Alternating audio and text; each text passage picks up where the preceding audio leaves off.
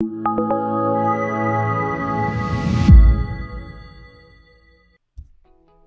there, let's compare the process for creating a PDF between Nuance Power PDF and Adobe Acrobat DC. Starting off in Adobe Acrobat DC, we'll go to File and then click Open.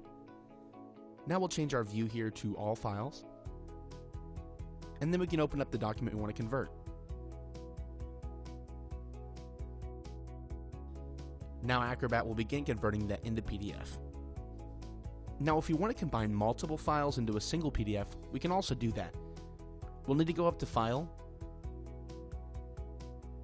and then we'll click on Create. And then we'll click on Combine Files into a single PDF.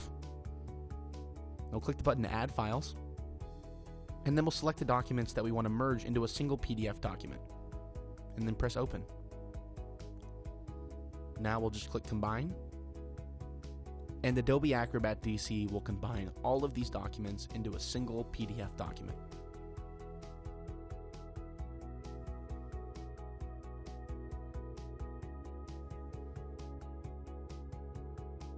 Now let's take a look at the process for creating a PDF using Nuance Power PDF. Here we are in Nuance Power PDF, and the first thing we want to do to create a PDF is go up to File, and then Open.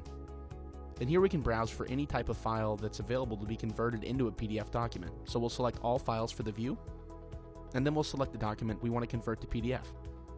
And Nuance Power PDF will go to work converting that. Now we can also combine multiple files into a single PDF.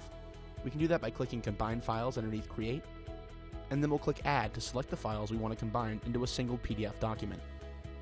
Just click Open, and then make a few option selections here. Then press this button to begin. Now we'll just select an output folder, and press OK.